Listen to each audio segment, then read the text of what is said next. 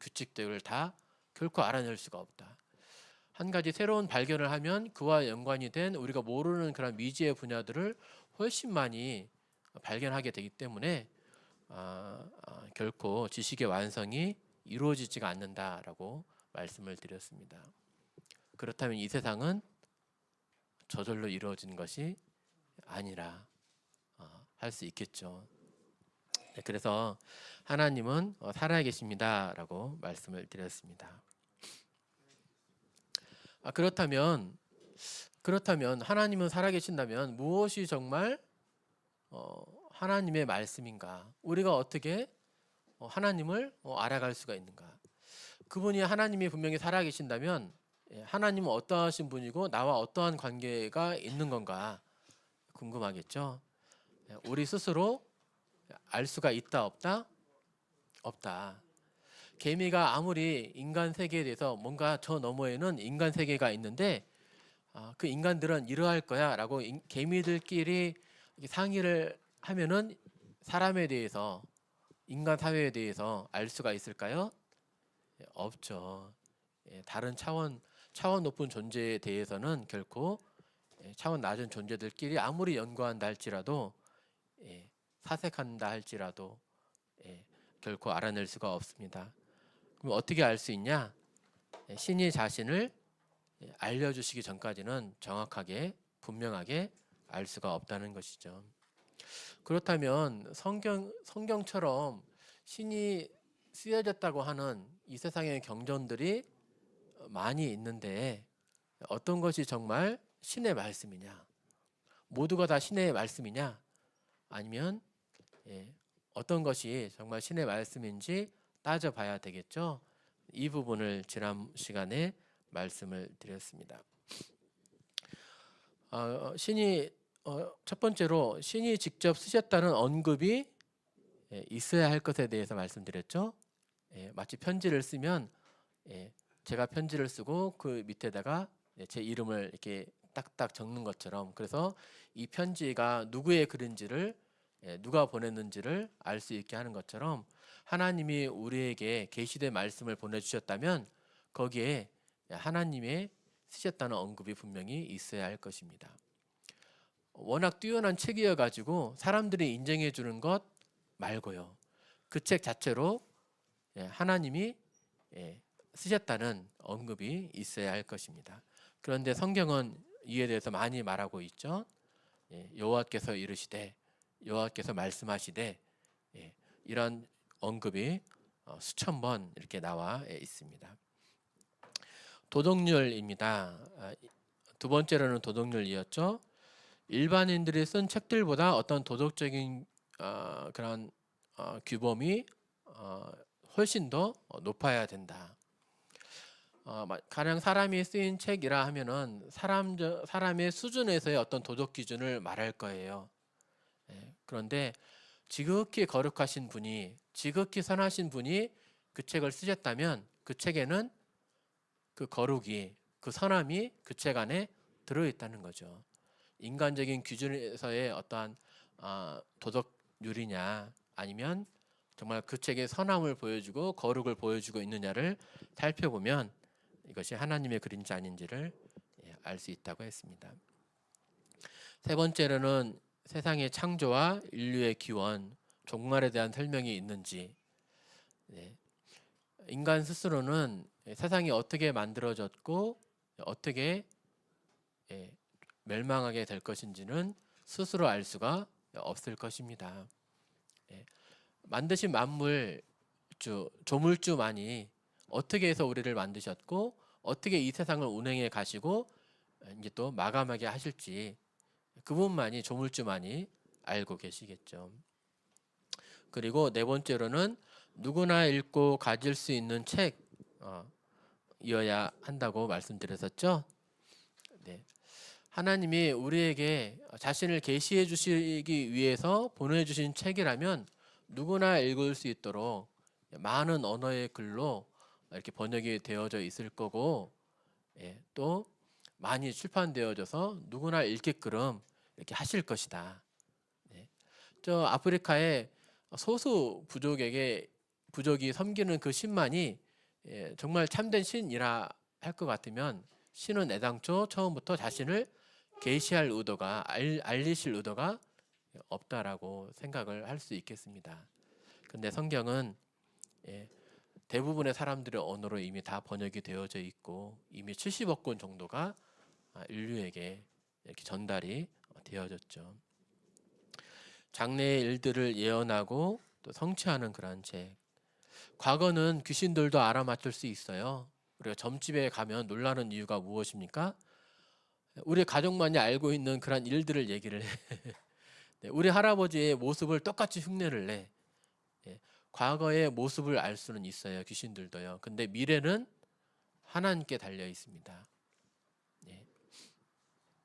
아무리 훌륭한 예언자라 할지라도 이게 다 맞출 수가 없어요. 유명한 예언가들 있죠. 노스트라다무스라든지 뭐 딕슨이라든지 유명한 이렇게 예언가들 점성술사들이 있는데 어쩌다 하나 맞고 대부분은 막 틀리곤 합니다. 이러한 예언자들은 시계를 비유로 이렇게 표현하더라고요. 고장난 시계도 하루에 2번은 맞춘다라고 하면서 예언자들의 예언을 무시하고 있는데요. 고장난 시계를 할지라도 1시에 고장나서 멈춰 있으면 하루에 몇 번 맞춥니까? 낮에 한 번, 새벽에 한 번 이렇게 맞추겠죠. 1시 2번. 성경은 분명히 이렇게 예언에 대해서 말해주고 있고 지금까지 성취해 왔고 앞으로 예언에 대해서도 이렇게 기록이 되어져 있는데 그 예언을 확인을 해보면 이게 정말 하나님의 글인지 또 아닌지도 알 수가 있죠. 6번째는 인류에 대한 하나님의 뜻을 설명하는 책이어야 할 것입니다. 하나님이 사람들을 왜 만드셨고 또 무엇을 원하고 계신지 하나님이 좋아하시고 싫어하시는 것은 무엇인지 설명하는 책이어야 할 것입니다. 이러한 것들을 종합해 볼 때 성경만이 유일한 하나님의 책이다라는 것을 지난 시간에 말씀을 드렸습니다. 성경은 하나님에 의해 이렇게 기록되었다라고 성경 자체가 이렇게 말하고 있는데요. 디모데후서 3장 16절 말씀 같이 한번 읽어보도록 하겠습니다. 시작.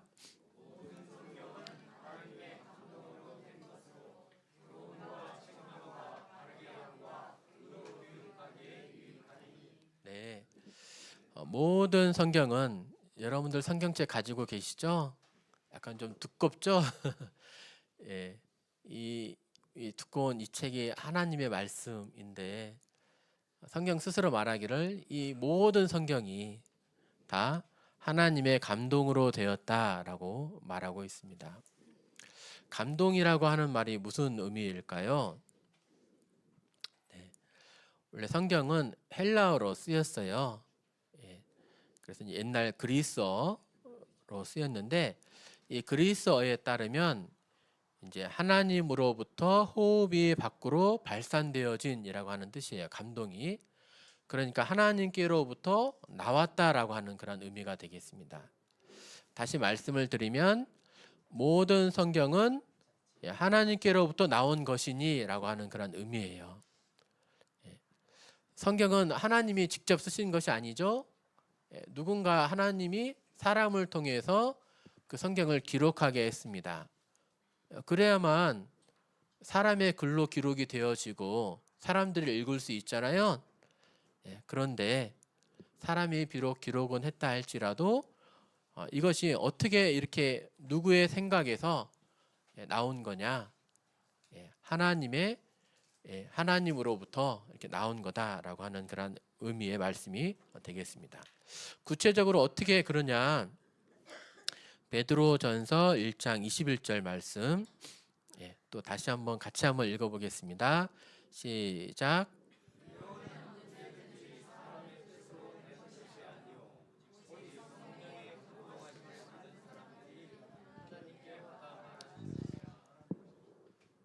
초등학교 국민학교 때 받아쓰기 해보셨죠? 선생님이 이렇게 말씀을 하시면 어떻게 하죠? 그대로 적어야 되죠. 만약에 한 글자라도 받침이라도 예, 다르게 쓴다면 어떻게 되죠? 맞나요? 틀리나요? 예, 틀리게 되잖아요. 우리 빨간색 이렇게 색연필로 이렇게 막 이렇게 받아쓰기 해가지고 채점을 하다가 한 받침이라도 틀리면 틀리게 되잖아요. 그게 이제 받아쓰기인데 성경은 네, 언제든지 예언이 바로 이제 성경을 가리키는 단어입니다. 예언은 언제든지 사람의 뜻으로 낸 것이 아니요 오직 성령의 감동하심을 입은 사람들이 누구에게서부터 받은 것이라고요? 하나님께로부터 받은 거다. 하나님의 말씀을 사람들이 알아듣게 하시기 위해서 하나님이 사람을 선택해 가셔서 이것을 이제 쓰신 거예요. 그래서 성경을 가령 이제 마태복음이 신약의 첫 번째 나오는데 이 마태가 성경을 기록을 했잖아요. 이 마태복음의 저자를 마태라고 하지 않습니다.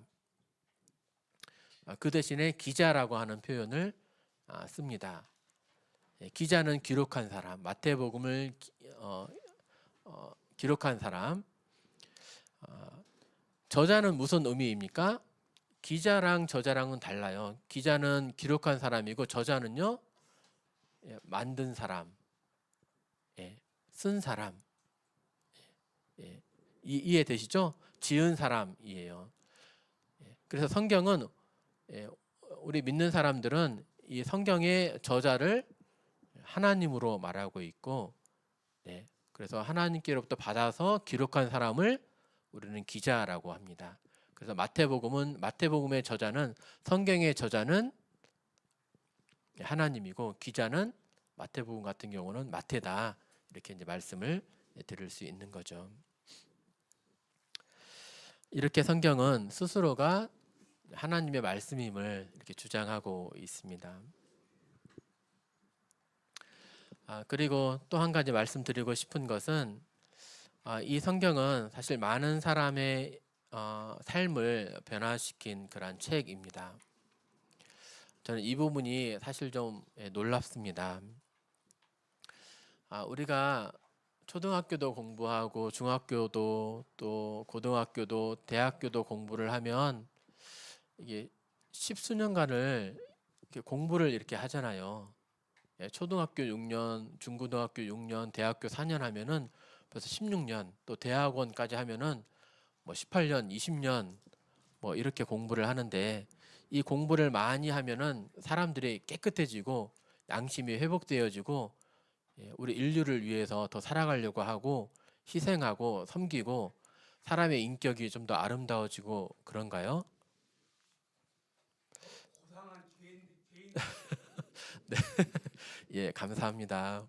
좀 더 그 말씀이 맞는 것 같아요. 좀 더 사람은 고상스러워져 보이는 것 같긴 한데 뭔가 그럴듯해 보이기는 한데 그 사람 마음이나 제 속마음이나 거기서 거기더라고요. 똑같이 자기 자신을 위하고 욕심 많고 자기가 잘난 줄만 좀 알게 되고 그런 것 같이 실질적으로 정말 선하고 의롭고 희생적이고 인격이 정말 아름다워지고 그러지는 않는 것 같습니다. 어떤 지식을 이 세상에 있는 어떤 지식을 많이 쌓는 것 같긴 하지만 정말 인격을 변화시켜 주지는 못한다. 그런데 성경을 믿는 사람들은 이게 조금 다른 것 같아요. 우리나라에 1900년대 초반에 선교사님들이 많이 오셨어요. 지난 시간에도 제가 얘기해 드린 것 같네요. 예수병원에서도 많은 분들이 오셨고요. 또 신흥학교라든지 기전학교라든지 많은 분들이 오셨어요. 미국에서 뭐 영국에서 부유한 나라에서 우리나라에 많이들 이렇게 오셔서 희생적인 그러한 삶을 살아가셨습니다. 그들의 무덤이 예수병원 건너편 선교지 묘역에 있어요. 10몇 기가 이렇게 안치되어 있습니다. 그분들이 이렇게 희생적인 삶을 살다가 다시 많이들 돌아가기도 하고 또 이 땅에 묻히기도 하셨는데 이 땅에서 삶을 계속 유지할 수 있느냐 또는 바로 돌아가느냐 그 하나의 첫 번째 시험이 되었던 것이 자녀들을 잃는 거였어요. 예, 아이들을 잃었을 때 이 낯선 땅에서 또 계속해서 이제 이러한 희생적인 섬김을 살아갈 거냐 아니면 돌아갈 거냐. 많은 분들의 이렇게 희생적인 삶을 살아가면서 자기 자녀를 잃으면서도 남편을 잃으면서도 이 땅에서 많은 가난하고 무지한 그런 조선인들을 위해서 많은 희생 봉사를 이렇게 하셨었죠. 그래서 우리가 지금도 기독교 학교들이 많이 있죠. 기독교 병원들 지금까지 약 100년 넘게 우리가 사실 많은 혜택을 받게 되었습니다. 그 병원을 세우고 학교를 세운 사람들은 어떤 혜택을 받았을까요? 네, 혜택 받았을까요? 별로 알아주는 사람 없어요. 없더라고요. 네. 기전이 무슨 뜻인지 아십니까? 기전? 제가 지난번에 말씀드렸는데 기전 중학교, 기전 대학교 있죠?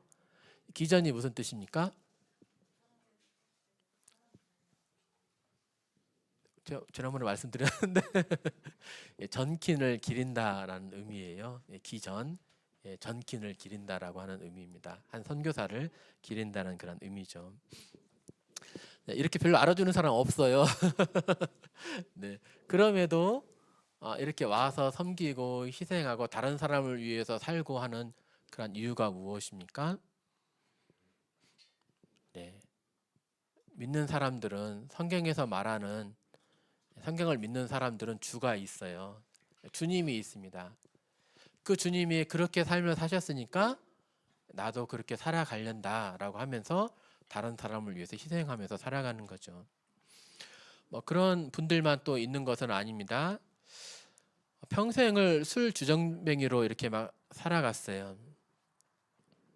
그러면서 자녀들 또 아내들 막 괴롭게 하고 돈은 벌어다 주지 않고 계속 막 이렇게 술 주정뱅이로만 살다가 갑자기 믿어서 삶이 완전히 180도 변화된 분이 있습니다. 그런 분들 보셨습니까? 네, 저는 저희 교회 다니면서 봤거든요. 한 자매님의 남편분이셨는데 그 자매님 굉장히 어렵게 하고 힘들게 하고 찾아가지도 못하게 하고 했는데 어느 날 예수님을 믿고 나서 완전히 변화되었어요. 또 완전히 사랑꾼이 되었어요. 밥도 하시고 설거지도 하시고 막 이렇게 하면서 완전히 변화되시다가 지금은 주님 나라에 가셨습니다. 이런 술 주정뱅이들이 여럿 있죠. 근데 술 주정뱅이들의 그 자녀들은 사실 평생 어려움 가운데 살잖아요. 상처 가운데 살잖아요. 그 아버지 용서하는 것이 쉽지가 않겠죠.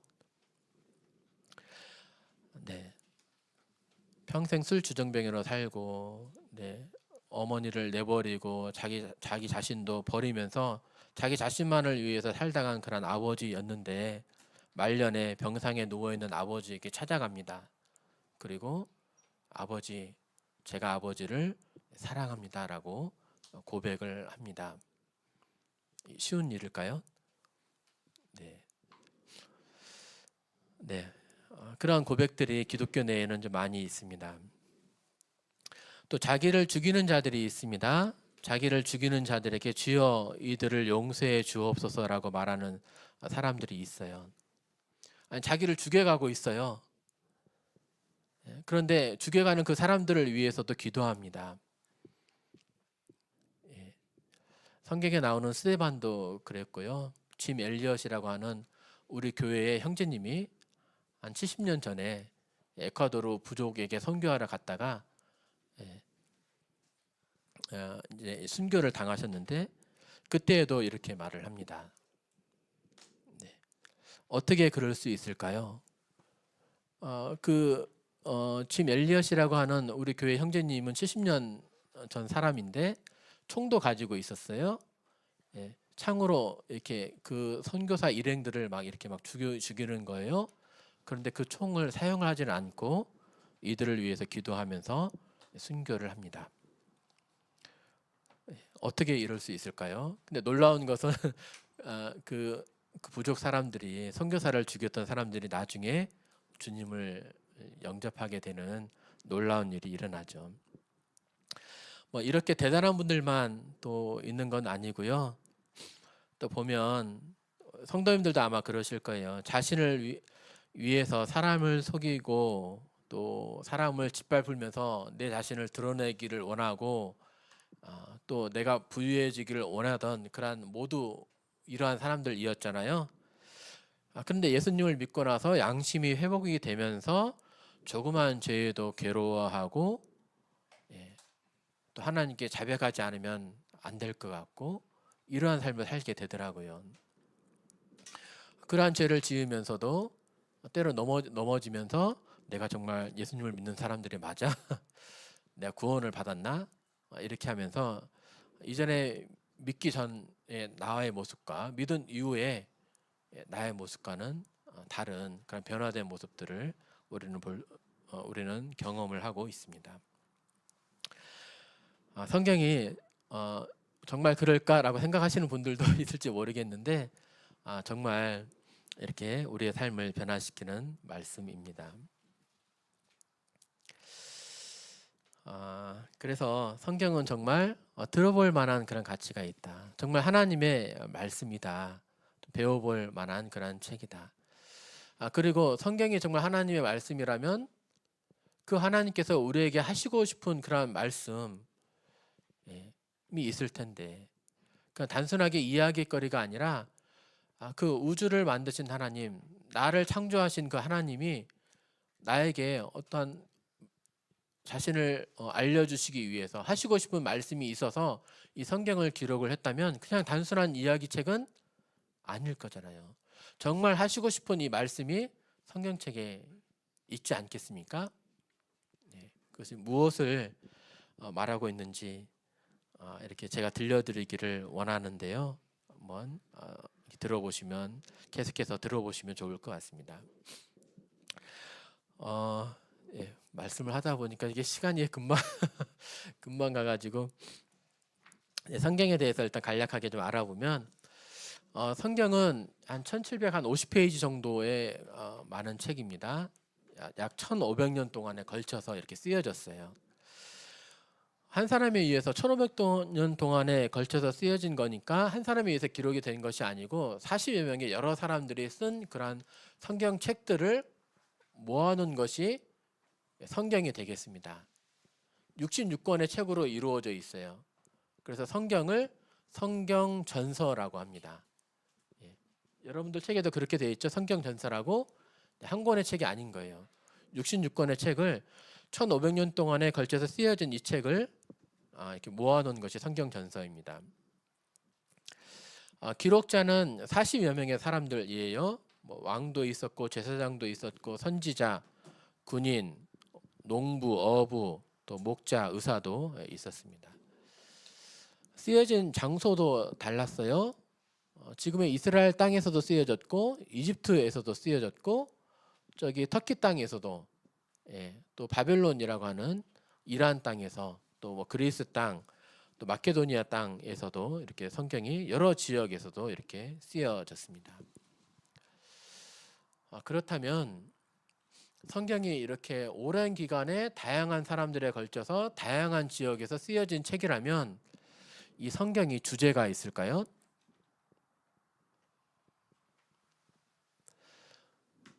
네.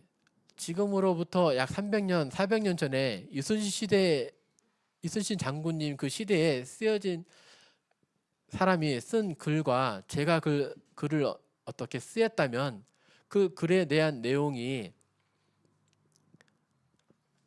주제가 같을 수 있을까요? 네. 단군 시대 때 쓴 사람하고 백제 시대 때 쓴 사람하고 또 지금 현 시대에 쓴 어떤 글을 쓴다면 논지가 그 주제가 비슷할 수 있을까요?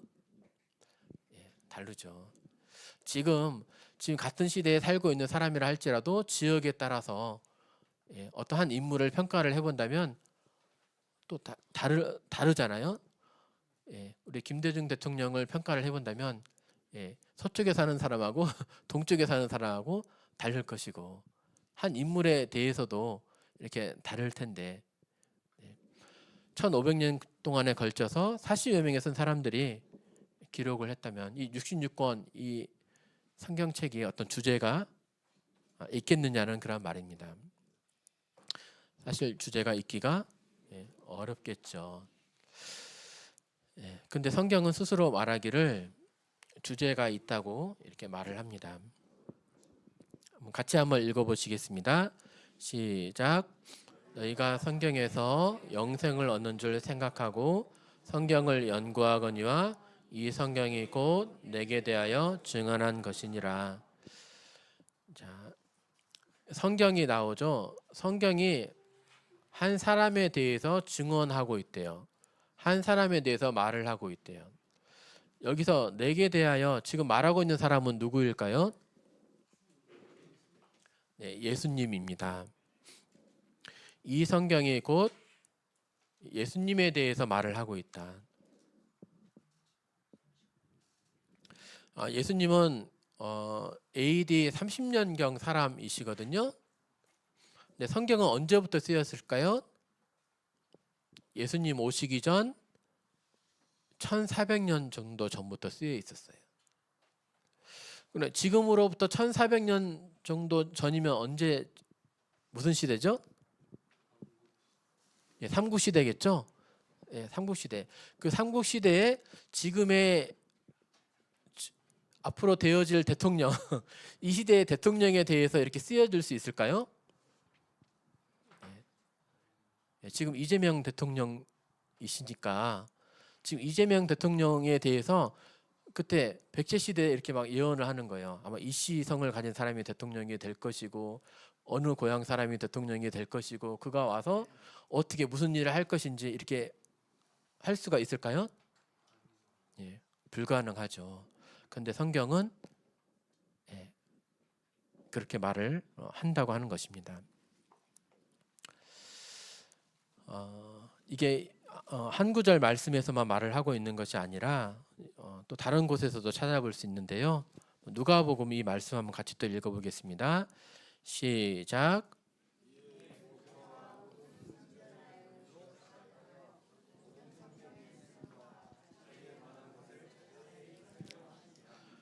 모든 성경에 쓰여 있는 바 예수님에 관한 것을 설명하셨다. 예수님에 관한 것이 어디에 쓰여 있다고요? 예수님에 관한 것이 모든 성경에 쓰여 있다고요. 창세기에도 예수님에 관한 것이 쓰여 있고 출애굽기에도 예수님에 관한 것이 쓰여 있고 시편에도 예수님에 관한 것이 쓰여 있다고요.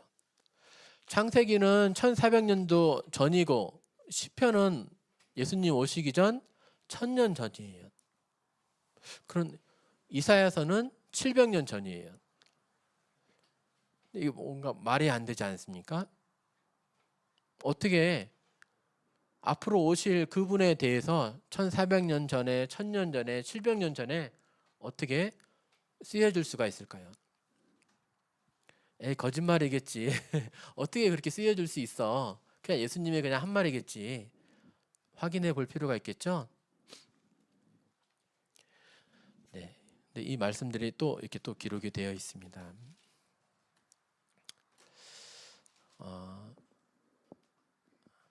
사실 정말 하나님이 살아계시고 정말로 이 성경책이 하나님의 글이라고 한다면 이것이 가능하죠.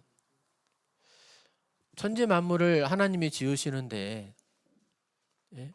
1400년 앞으로 있을 그 일에 대해서 1000년 앞으로 후에 있을 일에 대해서 하나님께서 그것을 계획을 못 하시겠습니까? 하나님은 다 하실 수가 있으시죠.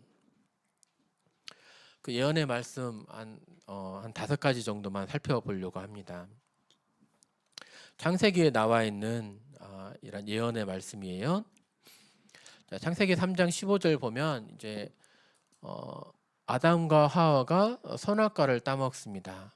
그러면서 하나님께서 말씀하신 대로 정말 아담과 하와가 저주가 임했음을 하나님이 말씀을 하고 있고, 또 선악과를 먹게 한 이 뱀으로 상징되는 사단에게 하나님께서 심판을 말씀을 하십니다. 심판을 그런데 어떻게 하실 거냐? 네, 같이 또 한번 읽어보겠습니다. 시작. 내가 너로 여자와 원수가 되게 하고 내 후손도 여자의 후손과 원수가 되게 하리니 여자의 후손은 내 머리를 상하게 할 것이요 너는 그의 발꿈치를 상하게 할 것이니라 하시고, 네. 여자의 후손이 사단의 머리를 상하게 할 것임을 말해주고 있습니다. 보통 우리 사람들은 누구의 후손이죠? 여자의 후손이라고 말합니까? 아니면 아버지의 후손이라고 말을 합니까? 남자의 후손이라고 합니까? 아버지 씨가 계속 이렇게 전달이 되어지는 거죠? 네. 그때 난자의 아버지 씨앗이 계속 이렇게 전달이 되어지지 않습니까? 예. 남자의 후손입니다. 예, 사람은 다 남자의 후손입니다. 그래서 성씨도 남자의 성씨를 이렇게 따라갑니다. 그런데 여기서는 여자의 후손을 말하고 있습니다. 여자의 후손은 무엇이며 구체적으로 어떻게 이루어집니까? 이게 어떻게 이루어지죠? 여자의 후손요? 아시는 성도님들도 많이 계시죠? 이게 주님에게 이루어집니다. 이제 성경은 점진적 계시라고 해가지고 이제 성경책 내용이 많잖아요. 그래서 모든 내용이 처음부터 완벽하게 딱 이렇게 말씀이 되어질 수가 없어요. 그래서 조금씩 계시가 좀 더 확장이 되어져 갑니다. 여자의 후손이라는 말이 나중에 이사야서에서 이때는 BC 1400년 경이고 후에 BC 700년 경에는 처녀 탄생이로 이렇게 표현이 되어져 있습니다. 앞으로 구원자 메시아가 오실 텐데 이분은 처녀에게서 나실 것이다. 여자의 후손이라는 말이 남자의 씨를 통해서 난 것이 아니고 처녀에게서 이제 나오게 될 거다. 아니 어떻게 처녀를 통해서 잉태가 됩니까? 이게 말이 안 되잖아요. 근데 신약에 와서는 이 말을 또 해석을 해줍니다. 남자를 통해서 잉태가 된 것이 아니라 성령으로 잉태가 된 것이다. 처녀에게 성령으로 잉태가 되면서 메시아가 태어나게 됩니다. 태어난 분이 바로 예수 그리스도시고 또 여자의 후손이라고 하는 그런 말이죠. 이렇게 아기가 이렇게 맞아요. 창세기에서부터 있었던 이런 말씀이 또 이사야서에서도 또 복음서에서도 1400년, 1500년간에 걸쳐서 이 약속들이 이루어지는 것을 우리가 확인을 해볼 수가 있습니다. 또 구약 성경에 있는 이사야서 53장 말씀을 한번 봐볼까요? 이사야서 53장은 예수 그리스도에 대한 명확한 그런 예언이다. 예수님의 모습을 명확히 분명하게 보여주고 있다. 그래서 유대인들은 예수님을 메시아로 믿지 않는 유대인들은 이 이사야서 53장을 빼고 있는다라고 말씀을 드렸습니다. 여기에 보면 그는 실로 우리의 질고 우리의 병을 고통을 짊어지고 우리의 슬픔을 당하였거늘 우리는 생각하기를 그는 징벌을 받아서 하나님께 맞으며 고난을 당한다 하였노라. 그가 찔림은 우리의 허물 때문이요 그가 상함은 우리의 죄악 때문이라. 그가 징계를 받음으로 우리는 평안을 누리고 그가 채찍에 맞음으로 우리는 나음을 받았도다. 우리는 다 양 같아서 그릇 행하여 각기 제 길로 갔거늘 여호와께서는 우리 모두의 죄악을 그에게 담당시키셨도다. 여기 보면은 그라고 하는 사람이 계속 나오죠. 하나님께서 우리의 죄를 담당할 어떤 그 한 사람을 한 분을 염두를 해두고 계셨어요. 그가 와서 이 세상의 사람들의 죄 때문에 그가 징계를 당하고 고통을 당하고 슬픔을 당하면서 우리를 살리게 될 거다. 여호와께서 이 사람에게 우리의 모두의 죄악을 담당시키기를 원하셨다라고 말하고 있습니다. 죄를 담당시키는 것, 죄를 해결하는 것이 이사야서 이때에도 있었어요. 구약에서 죄를 해결하는 방법이 있었어요. 그때는 어떻게 죄를 해결했습니까? 사람이 죄를 지으면 어떻게 했었죠? 다른 사람을 사가지고, 그때는 노예 시대니까 다른 사람을 사가지고 희생 제사를 드렸습니까? 아니에요. 결코 그런 적이 없어요. 사람을 어떤 우상을 달래보고자 믿지 않는 사람들은 그렇게 할 수는 있어도 성경에서는 그것을 하나님이 결코 허락지 아니하셨어요. 사람을 제물로 드릴 수는 없어요. 그런데 그 대신에 뭘로 죄를 해결하기 위해서 어떻게 했냐면 염소나 송아지, 양, 비둘기를 가지고 왔어요. 죄를 해결하기 위해서는 분명히 동물들을 사용을 했었어요. 맞습니까? 예, 맞아요. 구약에서 계속 동물들을 이용을 해서 제사를 드렸습니다.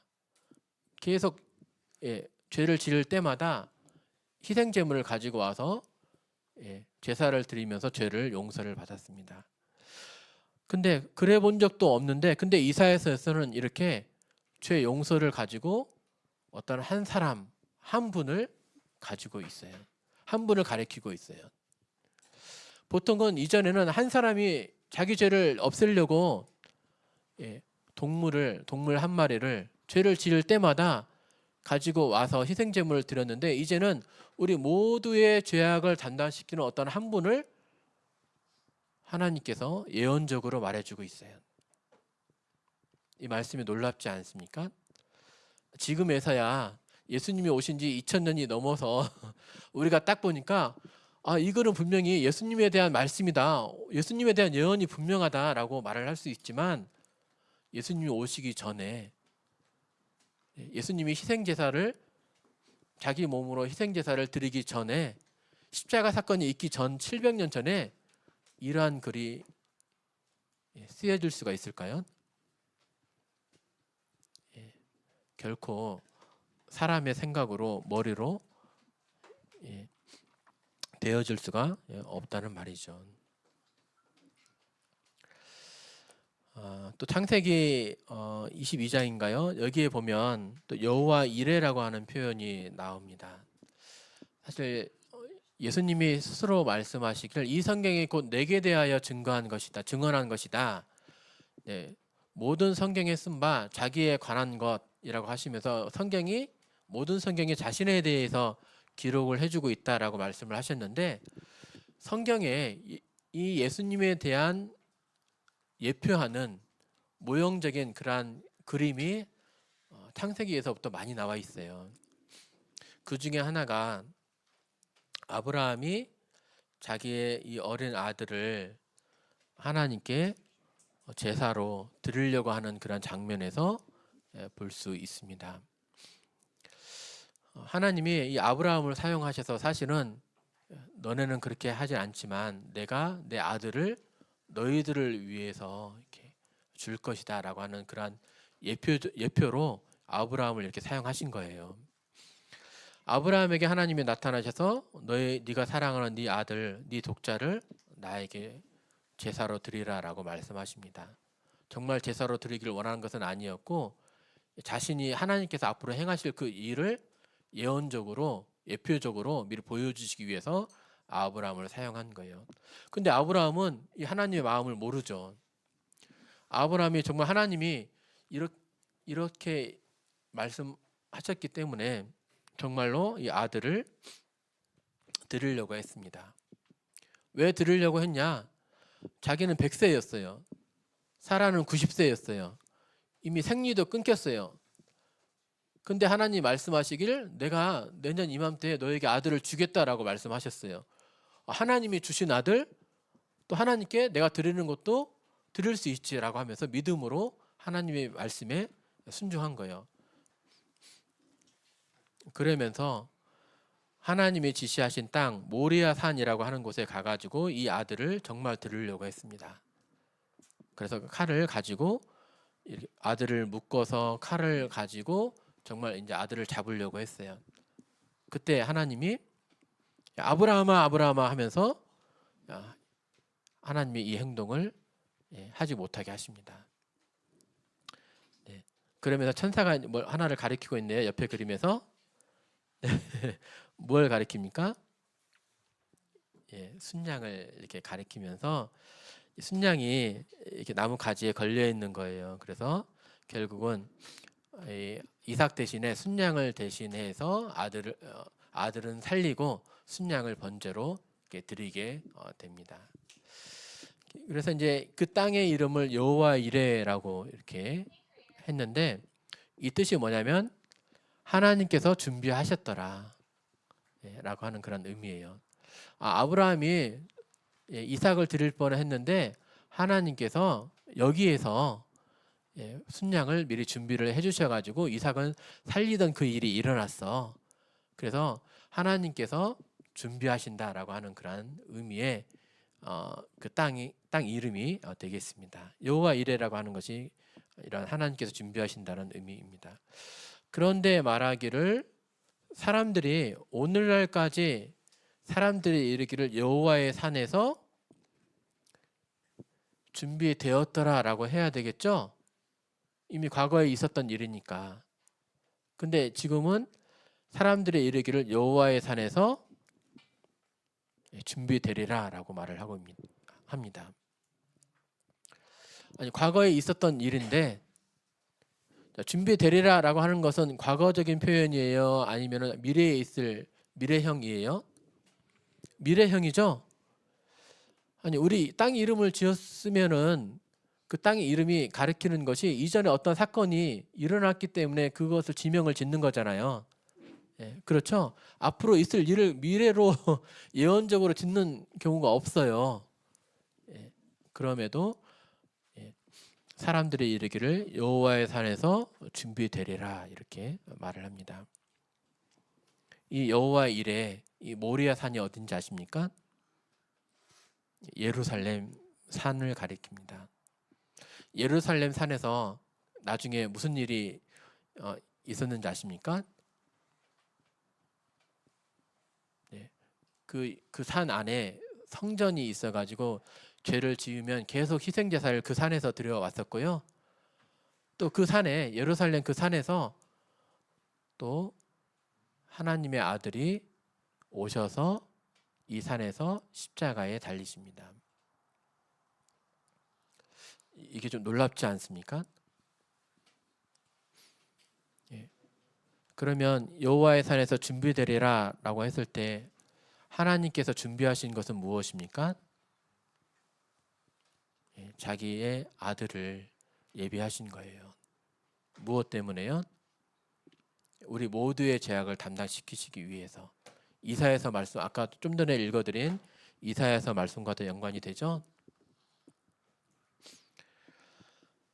성경에 등장하는 희생 제물이 많이 나옵니다. 여기 보면 이제 요한복음은 예수님이 이제 오셨을 때에 살았던 사람이죠. 이제 침례 요한이 이제 예수님을 가리켜서 보라 세상 죄를 지고 가는 하나님의 어린 양이로다 이렇게 말을 합니다. 아니 뭔가 큰 인물이 왔어요. 그리고 내가 큰 인물을 위해서 내가 살아가는 사람이야. 큰 인물의 앞길을 내가 예비하는 사람이야. 그런데 예비하는 사람이 그 인물을 향해서 말을 하기를 양으로 표현을 해요. 큰 인물을 표현한다면 동물로 표현한다면 보통 무엇으로 표현합니까? 사자라든지 독수리라든지 호랑이라든지 아니면 용이라든지 뭐 이렇게 표현을 해야 되잖아요. 그런데 요한은 자기가 예비하고 있는 자기가 오실 그분을 준비하고 있는데 자기의 사역이 오실 분을 위해서 준비하고 있는데 그분을 양으로 표현을 합니다. 이스라엘에서 양은 어떤 의미이길래 왜 양으로 표현을 할까요? 사실 성경에는 양하면 떠오르는 것이 있습니다. 아까 말씀드렸듯이 사람이 자기 죄를 가리기 위해서 무엇을 사용합니까? 제물을 사용합니다. 특별히 양을 사용합니다. 아까 아브라함이 이삭을 살리려고 무엇을 대신해서 번제를 드렸습니까? 순양을 가지고 번제를 드렸습니다. 또 창세기에서 아담이 범죄하고 나서 부끄러움을 알게 되었을 때 스스로가 부끄러움을 가려보려고 나뭇잎으로 치마를 입었어요. 그런데 하나님께서 가죽옷을 지어 입혀 주셨습니다. 자, 나뭇잎으로 이 옷을 만들면 부끄러움이 가려집니까? 안 가려져요. 금방 떨어져 버려요. 근데 가죽옷은요? 정말 우리 가죽옷 입잖아요. 지금도 완전히 자기의 부끄러움을 가릴 수 있어요. 근데 가죽옷을 만들려면 뭐가 필요합니까? 희생 제물이 필요해요. 양 한 마리가 필요해요. 유월절 때에도 죽음의 사자가 이렇게 오게 되는데 그때 죽음의 사자를 피할 수 있는 방법을 알려주셨어요. 무엇을 이용해서 죽음의 사자를 피했습니까? 어린 양의 피를 문 인방과 좌우 설주에 바르면 어린 양의 희생을 통해서 죽음의 사자를 피할 수 있음을 출애굽기에서 말해주고 있습니다. 레위기에서는 사람이 죄를 지으면 어떻게 했다고요? 염소나 양을 가지고 대속 제물을 이용해서 이렇게 죄를 없애곤 했습니다. 그런데 침례 요한이 예수님을 가리켜서 호랑이, 사자, 독수리님이 오신다, 용이 오신다라고 말을 하지 않고 하나님의 양이 오신다라고 말을 합니다. 무슨 의미인지 혹시 이해되십니까? 성경에 계속해서 말하고 있는 그 희생을 통해서 우리의 모든 죄악을 담당해 주실 그 분이 바로 예수님임을 계속 말해주고 있는 거예요. 근데 이 오시는 이 예수님이 누구냐? 하나님은 누구를 대신해서 또 누구를 희생시켜서 자신의 뜻을 이루시지 않고 본인이 직접 친히 이렇게 행하시는 모습을 볼 수 있습니다. 자, 이사야서 보면은 구약 성경이거든요. 이는 이 말씀을 한번 같이 한번 읽어보겠습니다. 시작. 한 아들을 우리에게 주신 바 되었는데 그의 어깨에는 정사를 메었고 그의 이름은 기묘자라 모사라 전능하신 하나님이라 영존하시는 아버지라 평강의 왕이라. 한 아기가 태어났는데 누구라고요? 전능하신 하나님이라. 아니 예수님 오시기 전 700년 전이에요. 이사야서에는 이걸 부인할 수가 없어요. 그런데 이 아기가 태어났는데 그분이 누구라고요? 하나님입니다. 그 다음에 처녀가 잉태해서 아들을 낳는데 이름이 임마누엘이에요. 임마누엘은 하나님이 우리와 함께 계시다는 거예요. 아들이 한 아기가 태어났는데 하나님이 우리와 함께 계시다는 말은 이 아기가 누구라는 얘기예요? 하나님이라는 얘기예요. 베들레헴 에브라다야, 이스라엘을 다스릴 자가 너에게서 나올 거다. 그의 근본은 상고의 영혼에 있느니라. 베들레헴에서 출생하시는 분, 그분이 누구라고요? 근본이 옛적에 영혼에 있다. 하나님이라는 얘기죠. 내가 그들이 찌른 바 그를 바라보고 그를 위하여 애통하기를 독자를 위하여 애통하듯 하며 라고 되어 있는데 그들이 찌른 바 했을 때는 십자가에 달리신 예수님을 유대인들이 찔렀어요. 이것을 말해주고 있어요. 네, 그들이 찌른 바 그를이라고 표현이 되어 있는데 원어상 보면은 나를로 표현이 되어 있습니다. 그들이 찌른 바 나를 바라보고 애통하리라. 이 여기서 말하고 있는 스가랴에서 말하고 있는 화자 말하고 있는 사람은 하나님이에요. 제 말이 아니고요. 네, 성경 학자들이 말하고 있는 겁니다. 나를 바라본다는 표현입니다. 그들이 찌른 바 나를 바라보고 독자를 위하여 애통하듯이 통곡하리라. 이스라엘의 회개를 말해주고 있는데 이렇게 앞으로 오실 그분이 누구시다? 처녀에게서 태어나실 분이 누구시다? 하나님이시다 라는 겁니다. 신앙 고백도 동일합니다. 이제 예수님을 만났어요. 예수님이 오셨어요. 그래서 예수님을 따르던 제자들이 이 예수님을 보니까 죄가 하나도 없어요. 능력으로도 지혜로도 부활로도 생명을 주시는 분으로도 치료하시는 그런 능력으로도 죽은 자를 살리시는 그런 모습을 봐서도 이분은 하나님이시다. 예수님께 대한 신앙 고백이 뭐였냐면 나의 가장 좋은 선생님, 내가 제일 존경하는 분, 이것이 아니라 나의 주님이시요 나의 하나님이십니다 라고 고백을 합니다. 우리가 참된 자 곧 그의 아들 예수 그리스도 안에 있는 것이니 그는 참 하나님이시요 영생이시라. 네. 하나님이 오실 것이 예언되어 있었고 오신 예수님을 가리켜서 제자들은 모두가 다 그를 하나님으로 표현을 합니다. 예언이 이렇게 성취가 되어집니다. 사람의 글로는 이렇게 되어질 수가 없는 거예요. 사실 구약에 이런 예수님에 관한 예언들은 사실 좀 수없이 많이 나와 있어요. 어떤 성경학자들은 300가지, 400가지 예언이 되어 있다, 이렇게 이야기를 하는데요. 오늘 5가지 정도를 이렇게 좀 말씀을 드렸습니다. 이렇게 성경은 인간이 지은 그런 책이 아니고 하나님의 말씀임을 스스로 말하고 있고 예언이 성취되어져 가는 그런 모습을 봐서도 이 성경은 하나님의 말씀임을 우리는 알게 됩니다. 말씀이 조금 길었는데요. 네, 이상 기도하시고 말씀 마치겠습니다. 사랑의 아버지 하나님 감사합니다. 이 성경 말씀이 하나님께서 우리에게 계시해 주신 하나님의 말씀임을 알게 됩니다. 또 다음 시간에도 하나님 은혜 베풀어 주셔서 이 성경 말씀을 통해서 우리에게 하시고자 하시는 이 진리의 말씀 베풀어 주시길 기도합니다.